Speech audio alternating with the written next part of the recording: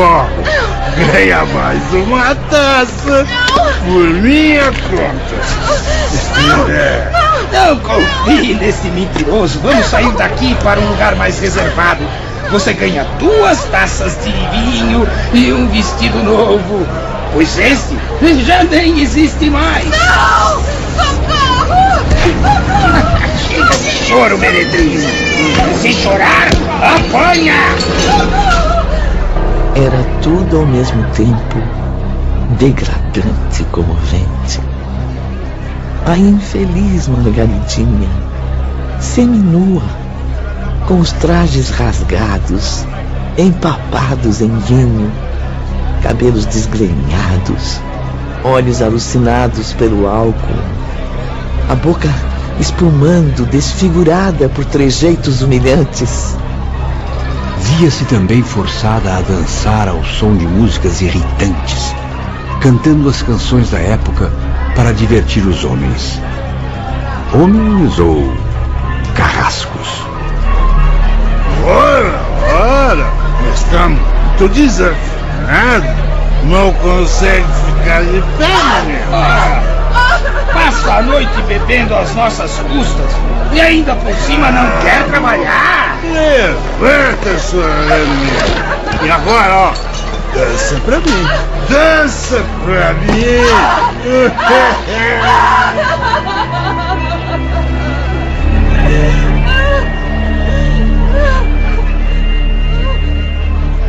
Ramiro, nossas instruções recomendam que essa pobre menina seja retirada com urgência deste ambiente. Como se chama aquele aprendiz da vigilância? Osório, um ótimo assistente, apto a realizar experiências regeneradoras. Porém, meu caro, não estou certo de que seja a escolha mais adequada. Osório, venha cá, meu filho. Sim. Já percebeu o estado deplorável dessa jovem? Será necessário levá-la rapidamente daqui. O astral superior recomenda assistência imediata em torno dela. Pois não, irmão Miguel. O que devo fazer? Adormeça-a, meu amigo, com uma descarga magnética forte. Utilize os fluidos dos demais irmãos aqui presentes e dê a ela a aparência de doente grave. Afaste com rapidez estes infelizes que a maltratam. Sim, senhor. Farei o que for possível, irmão Miguel. Com licença. Diga-me, Ramiro, o que o aflige? Osório é um bom rapaz. Sabe operar com certo desembaraço, mesmo possuindo conhecimentos limitados e pouca riqueza moral. Me preocupo porque há pouco tempo era chefe de falanges obsessoras. Vivia nos sertões brasileiros, onde praticava ritos e magias obscuros. Convertido, no entanto, à aprendizagem da luz e da verdade, faz-se agora submisso. Mas não está agora subordinado aos conselhos de entidades esclarecidas, capazes de guiá-lo à regeneração completa? Sim, ainda está sob nossos cuidados. Vem sendo ajudado a instruir-se, a elevar-se moralmente e está tendo oportunidades de serviços reabilitadores. Então meu voto de confiança está dado. Não podemos perder mais nenhum segundo.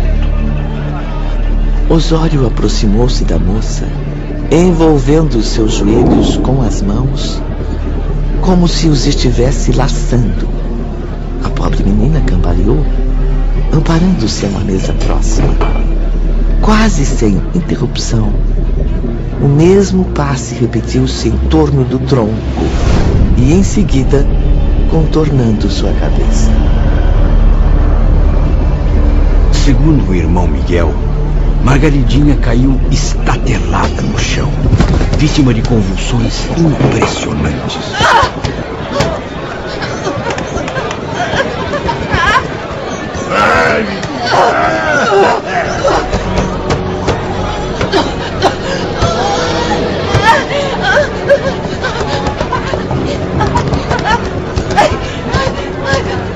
Ai, meu Deus!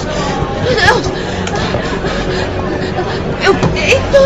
Meu peito! Meu peito tá doendo! Ajudem-me! Ajudem-me! Ajudem-me! Eu acho que eu vou morrer! Acho que eu vou morrer! Ramiro, prepare os auxiliares. Ela precisa receber nossos bálsamos agora. Osório, então, aproximou-se de um dos encarnados frequentadores do bordel que estava estarrecido diante do incidente, e lhe murmurou ao ouvido: Veja o que você fez a este infeliz criminoso. Você a matou, assassino. Céus, a coitadinha vai morrer por nossa culpa. Vamos fugir. Vamos sair daqui antes que a polícia apareça. Margarida realmente debatia-se, agonizante, parecendo estar à beira da morte. Irmão Miguel e seus auxiliares a rodearam a fim de beneficiá-la com os bálsamos espirituais. Convém esclarecermos, Camilo, que nem o irmão Miguel de Santarém, nem seus assistentes eram sequer pressentidos, seja por ela ou pelos demais presentes do plano material. Mas voltemos ao diálogo entre Ramiro e Miguel. O estado da moça me preocupa. Talvez Osório tenha exagerado. A descarga magnética foi muito forte, todavia necessária para seu estado lamentável. Osório fez um bom trabalho e continua a fazê-lo, aplicando bálsamos sedativos na jovem. Veja, ela perdeu os sentidos completamente. Tenha calma, Ramiro. Observe bem. Aos poucos, Margaridinha está se acalmando. Sua respiração começa a normalizar-se, embora esteja fora de si. Osório está falando alguma coisa no ouvido do taverneiro. Socorro!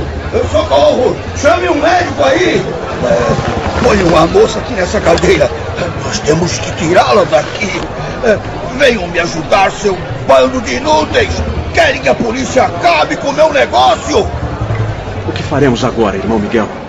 Permitimos a chegada dos policiais? Não, meu amigo. Quero vê-la agora num hospital, não num cárcere. Afastemos a possibilidade da presença policial. Perfeitamente. Já providenciei um médico de confiança do plano material. Alguns minutos depois, chegava o doutor, diagnosticando a gravidade do caso, em virtude de grande intoxicação pelo álcool. Providências humanitárias foram tomadas, pois os missionários envolveram o médico numa corrente de sugestões caridosas. Deixemos agora que o irmão Miguel conclua a narrativa com as próprias palavras, observado atentamente pelo Dr. Roberto, Camilo, Jerônimo e pelos demais aprendizes. E assim foi que, tal como desejávamos, e era mesmo necessário, após as angústias daquela noite decisiva, Margarida, filha do nosso pupilo aqui presente, dava entrada num modesto hospital. Modesto, porém caridoso o bastante para resguardá-la, preparando-a para os dias futuros. Se nosso bom Jerônimo não deveria participar da expedição, a fim de que fosse poupado de tantos desgostos, como está informado dos acontecimentos? Tem razão, meu filho. Ele deveria ser informado de tudo em ocasião oportuna, mesmo não participando dos acontecimentos na Terra. Não poderia ignorar nada, pois tornou-se responsável pela desgraça da família e precisava meditar sobre o ocorrido a fim de reparar suas falhas. Não se sente arrependido, chocado, até mesmo envergonhado com essas narrativas, meu amigo? Ainda mais porque são agora reveladas a estranhos. Realmente sinto-me amargurado. E nem poderia ser diferente. Aliás, a amargura e o pesar têm sido meus companheiros de todos os momentos. Mas o sofrimento e as instruções que venho recebendo aqui tornaram-me lúcido o suficiente para raciocinar melhor. Convém refletir, meu caro Sr. Botelho, que se o irmão Miguel descreve para todos vocês os acontecimentos que dizem respeito a mim, é porque vieram aqui para serem instruídos. Além disso, é claro, são também amigos sinceros, irmãos fraternos, caridosos, não somente comigo, mas também com meus entes queridos. Não é de hoje a nossa afeição. Lembro-me bem de que estamos unidos por uma comovente amizade desde os tristes incidentes no Vale Sinistro. E depois, o que ocorreu com a pobre Margaridinha? Por favor, continue elucidando meus companheiros com a sequência do meu drama pessoal. Como o senhor mesmo diz, devo analisá-lo para também ajudar a instruir outros aprendizes. Sim, Jerônimo. Estou certo de que fará muito bem às suas almas. Aliás, a vida de cada um de nós conterá ensinamentos sublimes, desde que nos esforcemos em compreendê-las à luz das leis divinas. Pois então prossiga, nobre irmão. Estamos todos ansiosos. No instante em que Margarida Silveira caía desacordada no chão da taverna, tratamos de remover o seu espírito parcialmente desligado do corpo carnal para nosso posto de emergência espiritual nas proximidades da Terra. Os serviços são variados e constantes, assim como no interior da colônia Maria de Nazaré. Vários enfermos encarnados são curados ali pela medicina do plano espiritual. Muitas criaturas desvirtuadas do caminho do dever recebem novas forças para a devida regeneração. Também ali, corações aflitos têm sido confortados, norteados para Deus e salvos do crime do suicídio. Muito bem exposto, Dr. Roberto. Conduzida em espírito para o abrigo hospitaleiro, Margarida foi submetida a um exame rigoroso, dadas as precárias condições em que se encontrava sua organização fluídica. Enquanto isso, seu corpo carnal também era tratado pelo médico no plano terreno. Nesse momento, pediu auxílio do experiente Dr. Carlos de Canalerras, que se apresentou prontamente. Convém que, para o próprio benefício da jovem, ela permaneça em coma por vários dias, irmão. Mas, doutor, serão mesmo necessários tantos dias? Tantos quantos necessários à assistência moral que sua alma necessite. Mas prometo que nossa equipe de cirurgiões fará isso o mais breve possível. Assim, todo o interesse e os cuidados mais dedicados serão prestados ao corpo físico material da jovem Margarida, ao qual transmitiremos as vitalidades necessárias à sua saúde. As primeiras informações dizem que Margarida não está doente de verdade, somente intoxicada pelo excesso alcoólico. Sim, ela apresenta os órgãos normais, com exceção do sistema nervoso, prejudicado pela amarga situação em que vive. Seus sofrimentos graves são morais, irmão Miguel. Apenas morais. É lógico. Agora compreendo por que os dedicados doutores do Hospital do Porto a deixaram em observação. Os médicos terrestres ficaram confusos com o estado misterioso da jovem. Nosso instrutor espiritual deteve-se por alguns instantes. Sua expressão demonstrava dúvida, como se consultasse nosso real interesse pela sequência da narrativa. Por favor, não pare, irmão Miguel. Estamos muito preocupados com o estado dessa pobre menina, sem contar os ensinamentos iluminados que ora recebemos por meio de suas palavras. Pois muito bem. Fiquem sabendo, meus amigos, que Margaridinha não era má, assim como também não se entregava de propósito ao vício. Tinha nojo dele até, desejando libertar-se. No seu caso doloroso, o que havia era reparação. Sequência trágica e imprescindível de más ações praticadas por ela mesma em antecedentes encarnações. Sim, como todos nós, ela também errou. E seus erros do passado clamavam por justiça e provações através dos séculos. Mas, Padre Miguel, o que teria feito de tão grave uma jovem singela e humilde como Margarida em outra vida para merecer tamanho castigo no presente?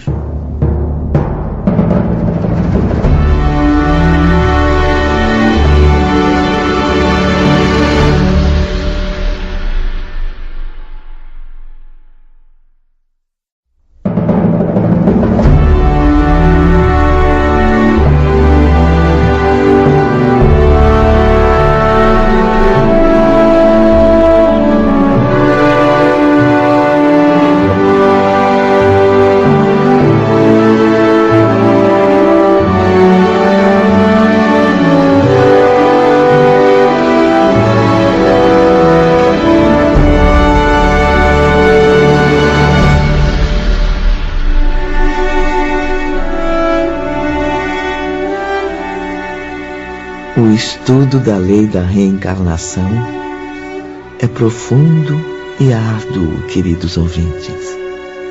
Ao mesmo tempo, é também singelo e de fácil compreensão, uma vez que esclarece muitos problemas da humanidade. Sim, a profundidade das leis divinas pode mesmo apavorar espíritos ainda não preparados para sua compreensão. Mas a justiça que sobressai dessas leis é tão sábia e misericordiosa que, se examinarmos bem, o pavor se transformará em respeitosa admiração. Por isso mesmo, no gabinete de irmão Miguel, todos estavam curiosos. Os aprendizes queriam saber o que a filha de Jerônimo havia cometido na encarnação anterior. E Camilo voltou a insistir. Poderia dar-nos uma pequena amostra do que o espírito da jovem praticou em vidas passadas, irmão Miguel? Por mais incrível que possa parecer, em vidas antecedentes, em mais de uma existência terrena, o espírito que agora conhecem pelo nome de Margarida Silveira andou reencarnando em corpos masculinos. Como? Não compreendo, irmão Miguel. Minha menina, tão delicada, tão feminina. Existindo como homem, abusou da liberdade e dos privilégios que a sociedade terrena concede aos indivíduos de sexo masculino.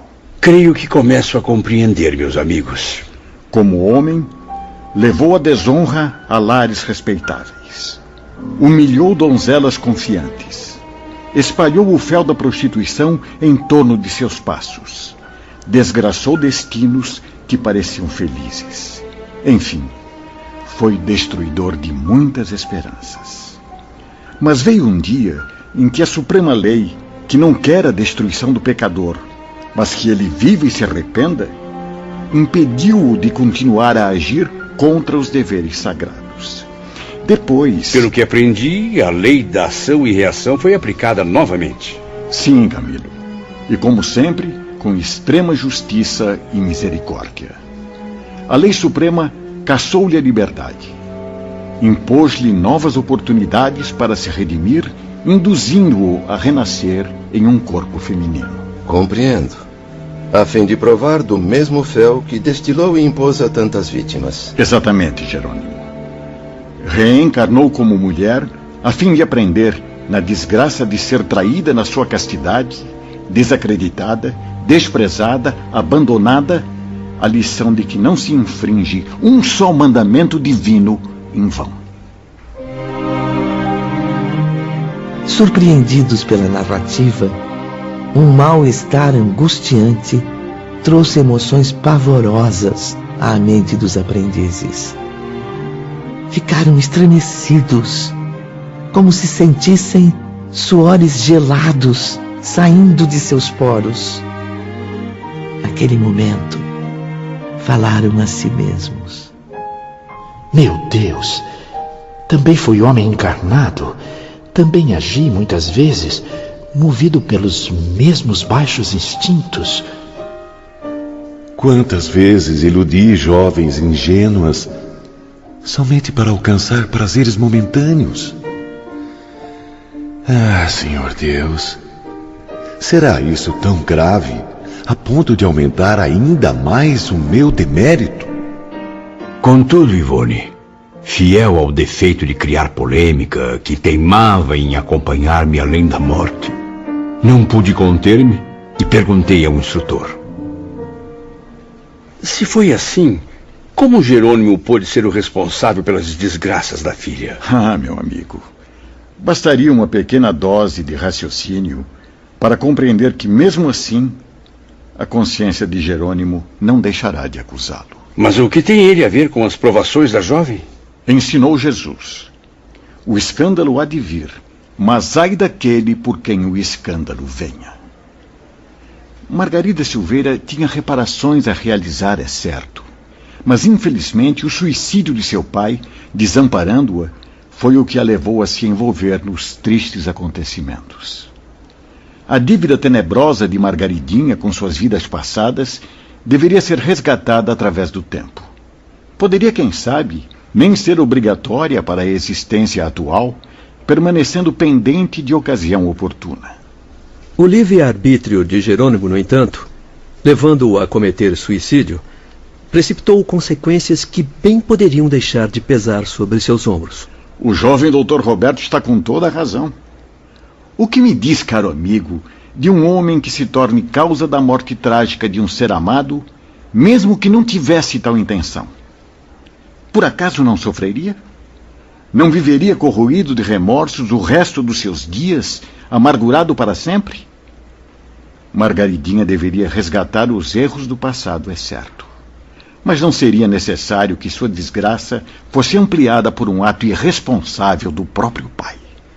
Porém, uma vez que a jovem não era adepta do vício, ansiando por libertar-se dele, tornou-se fácil para nós ajudá-la a reerguer-se, convencê-la à regeneração.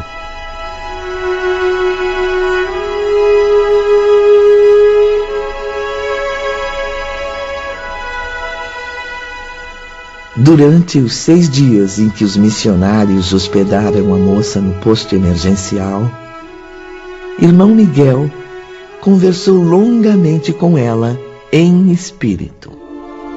O honroso educador foi indicado como conselheiro e líder dos guias que trabalhavam em sua recuperação. Ali hospedada, era encaminhada a uma espécie de parlatório, em que ondas magnéticas retinham as palavras do instrutor em sua consciência. As mensagens de irmão Miguel agiam firmemente sobre a memória de Margarida, levando-a a reunir no subconsciente as recomendações que ele fazia. E isso era extremamente importante, Ivone.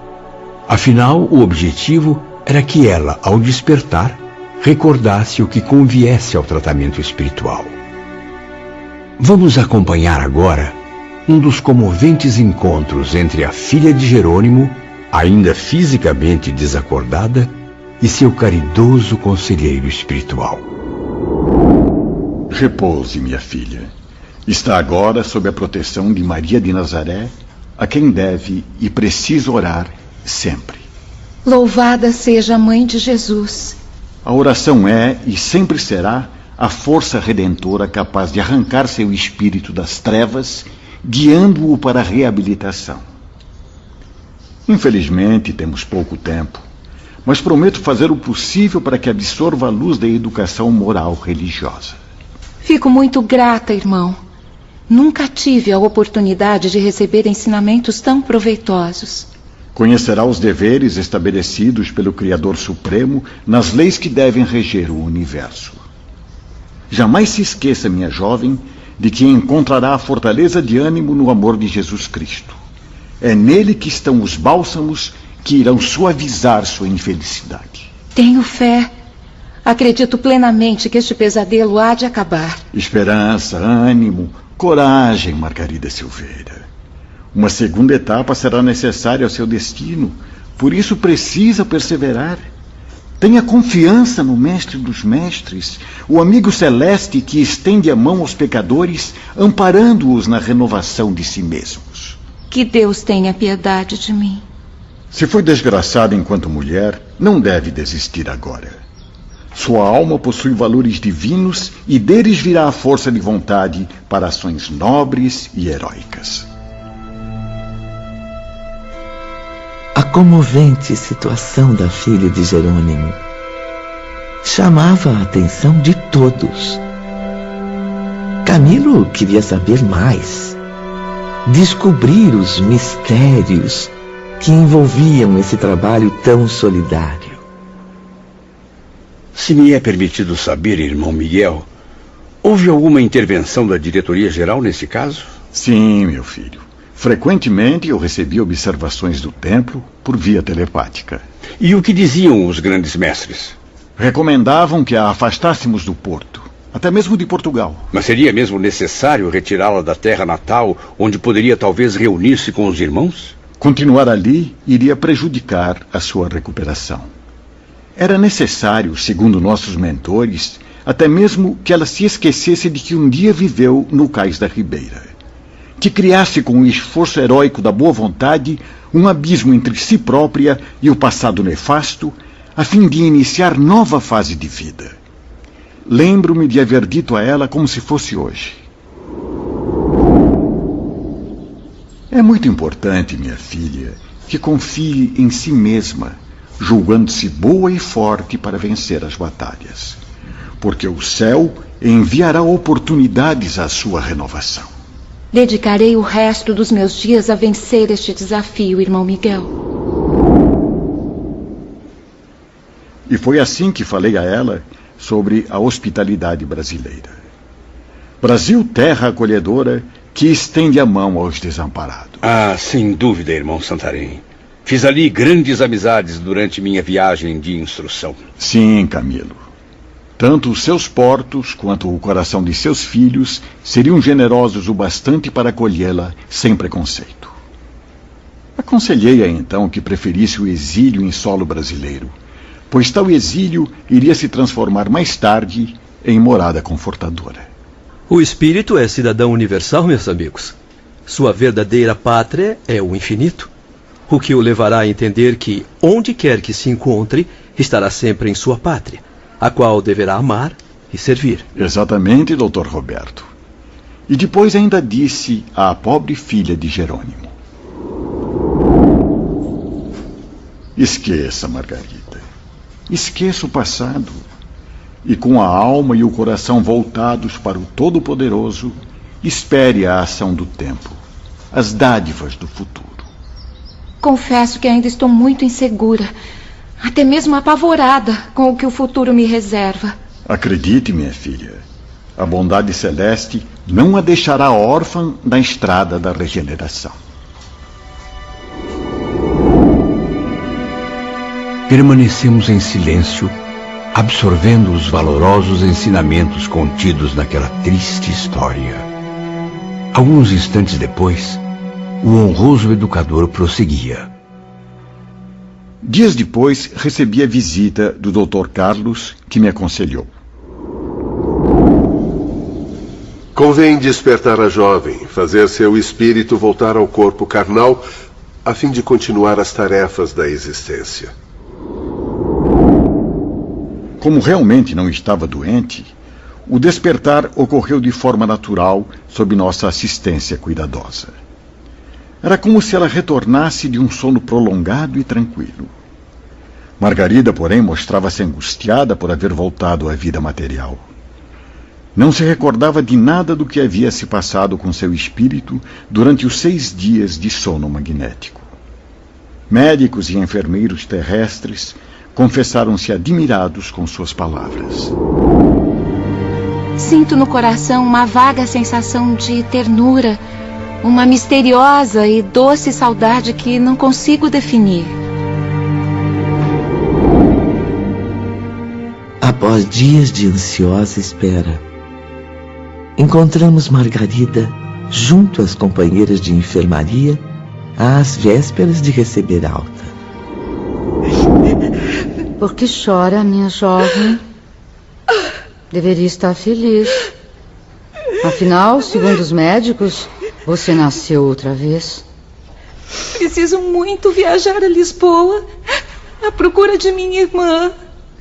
Mas com que recursos, meu Deus? Você é uma moça prendada. Certamente conseguirá emprego como criada em alguma residência.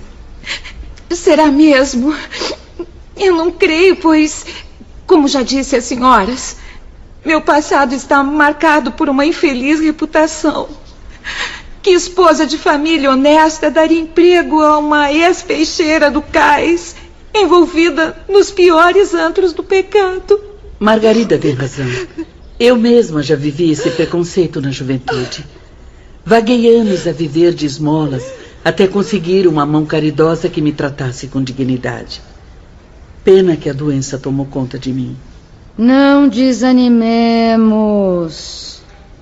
Já que a nós, velhas enfermas, cabe somente esperar o dia do encontro com o Criador, ao menos tentemos fazer algo por esta jovem, ainda com tanta vida pela frente.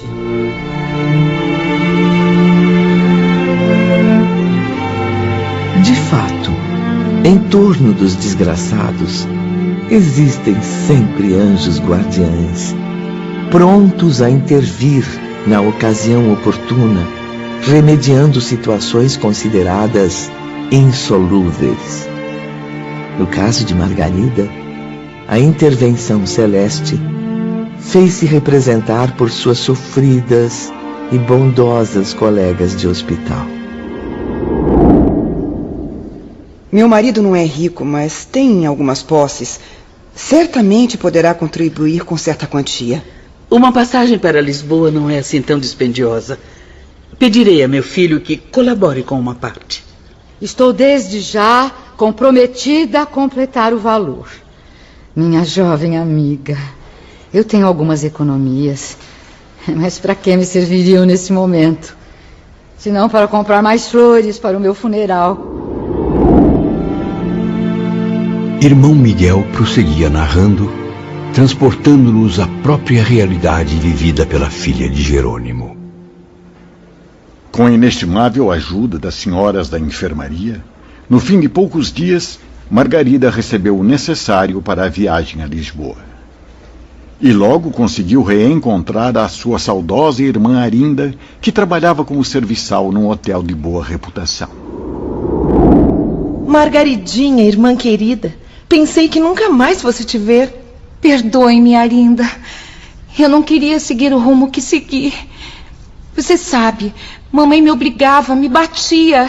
Eu não tive saída. Minha irmã, quem sou eu para te acusar? Depois da morte de papai, nossa vida virou um emaranhado de ignorância e desgraças. Por isso estou aqui. O que mais desejo é esquecer o passado, começar a vida nova, bem longe do cais da Ribeira. Pois está com sorte, maninha. Há uma vaga de faxineira no hotel. O salário é pequeno, mas é um emprego digno, que certamente irá prepará-la para trabalhar nos ambientes familiares.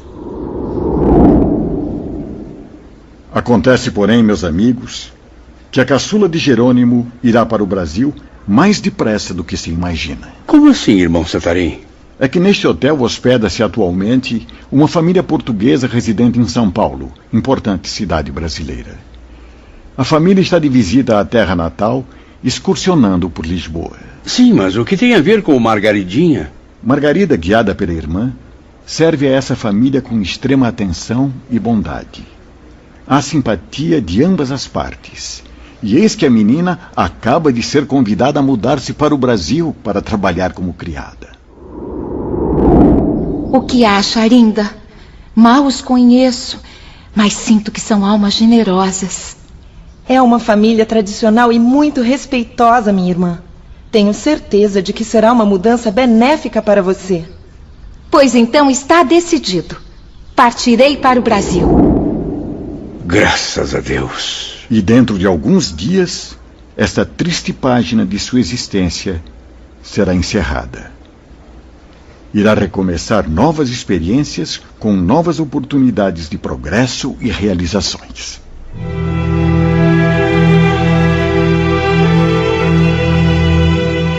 Os aprendizes entreolharam-se ansiosos, como num único desabafo, detendo-se a fitar Jerônimo com muita compaixão. O comerciante de vinhos, porém, permanecia cabisbaixo, concentrado em pensamentos profundos.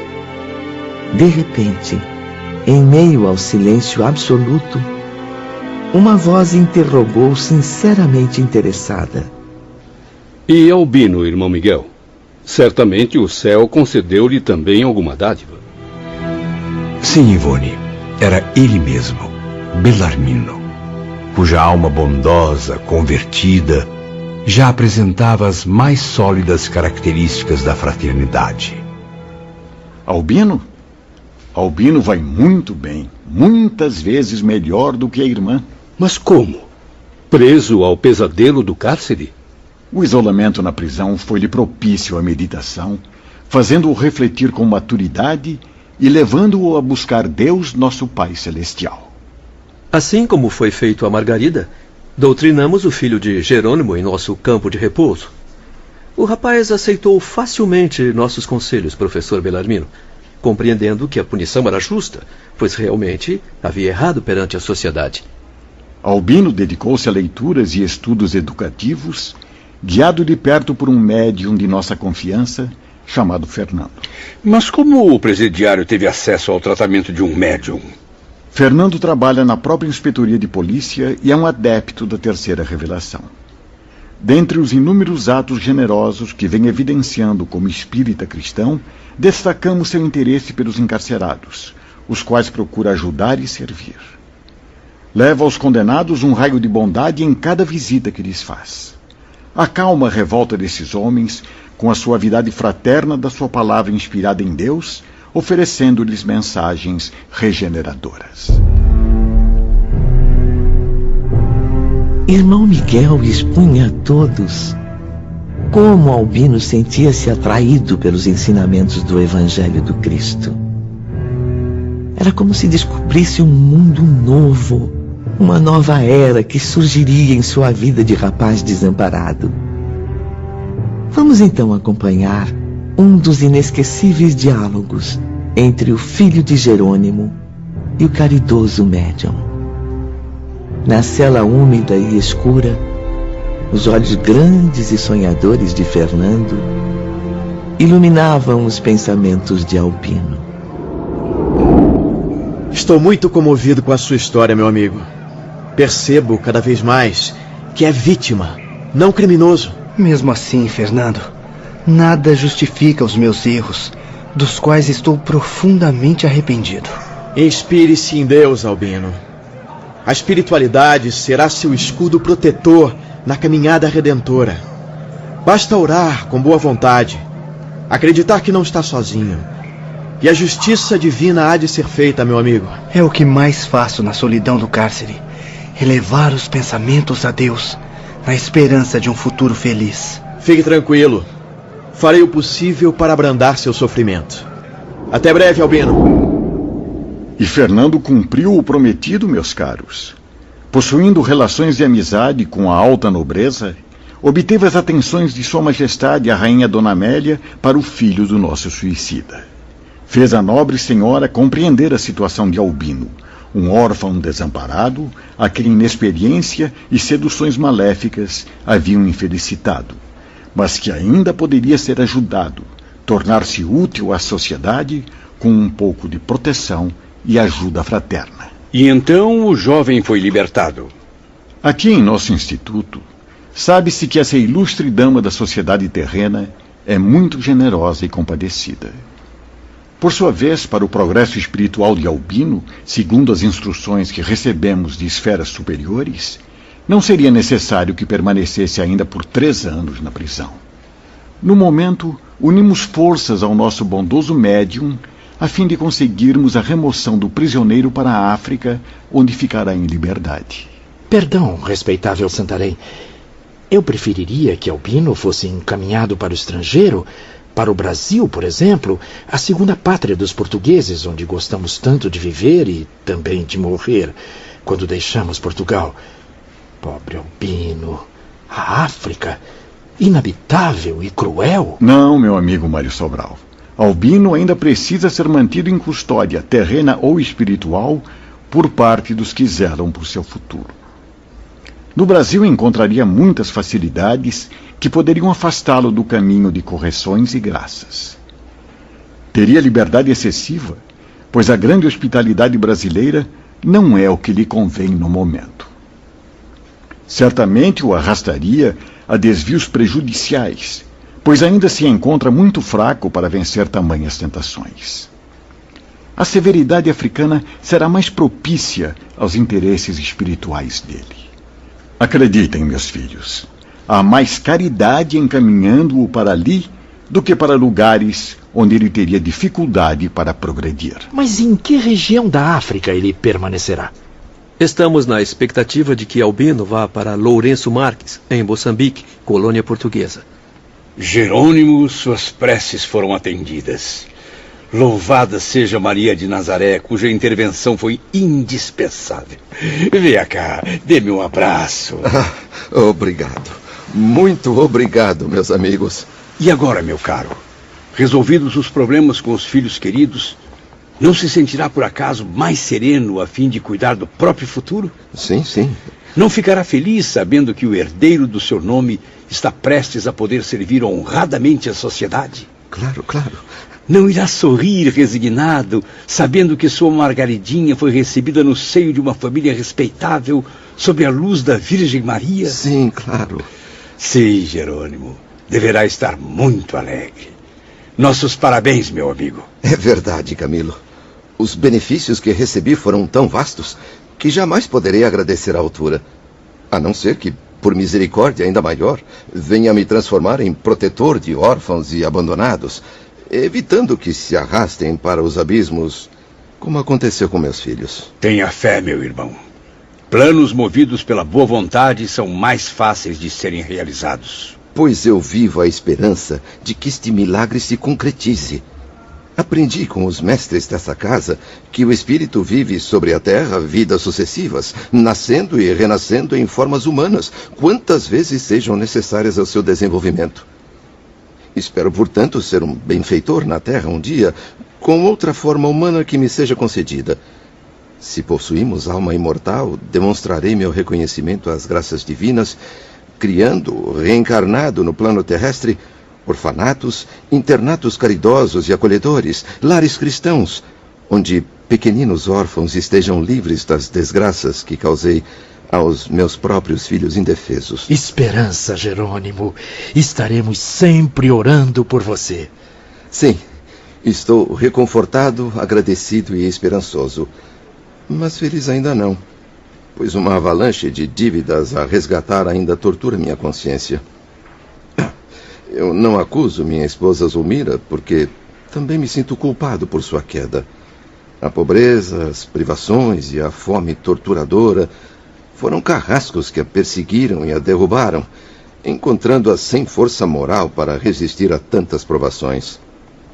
A infeliz, educada com brutalidade no humilde lar paterno, foi habituada por mim, que a amava tanto, ao conforto excessivo, à ociosidade que o dinheiro descontrolado produz.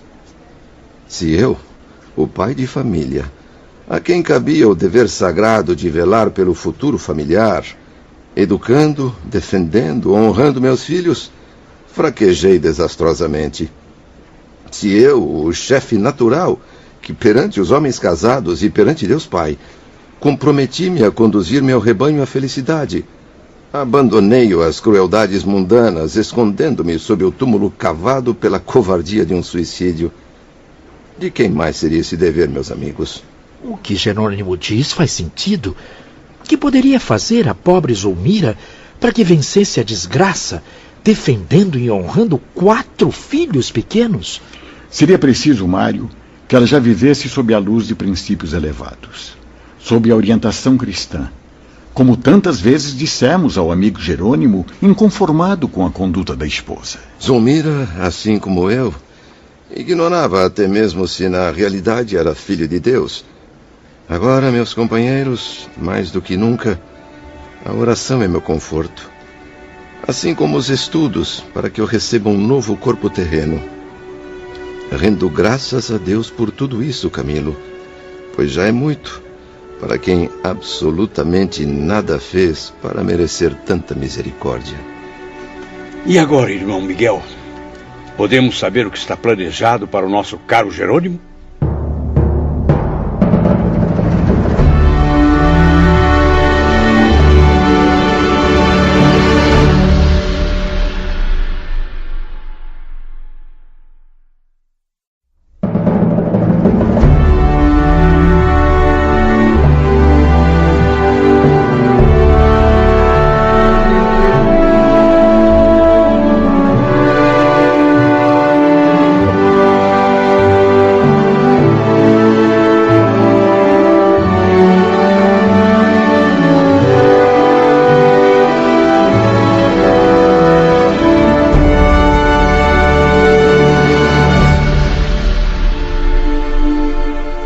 Atraído pelos ensinamentos iluminados, Camilo desejava saber mais sobre o caso de Jerônimo Silveira. Se me é permitido saber, irmão Miguel, quais serão as novas tarefas destinadas ao nosso amigo? Trata-se de raciocínio simples, Camilo, ao alcance de todo aprendiz aplicado. Quando na sociedade terrena praticamos crimes irremediáveis, Ao voltarmos à pátria espiritual, devemos nos preparar para o retorno ao teatro das novas existências. Objetivo? Repetir o passado, mas operando de modo contrário àquele em que fracassamos. Partindo dessa regra, no caso de Jerônimo, nós veremos novamente as voltas com a ruína financeira, a desonra comercial, com a pobreza, o descrédito, motivos estes que no passado o levaram ao suicídio. Permite-me completar o raciocínio, meu amigo. Seja bem-vindo, Dr. Carlos. Esclareça-nos com a luz de suas palavras. Para que o espírito de Jerônimo evolua, sua ruína financeira será imprescindível na próxima reencarnação, mesmo com os esforços honestos que fará para evitá-la. Ele não deverá se deixar envolver pela negligência cometida antes, depredando em prazeres mundanos as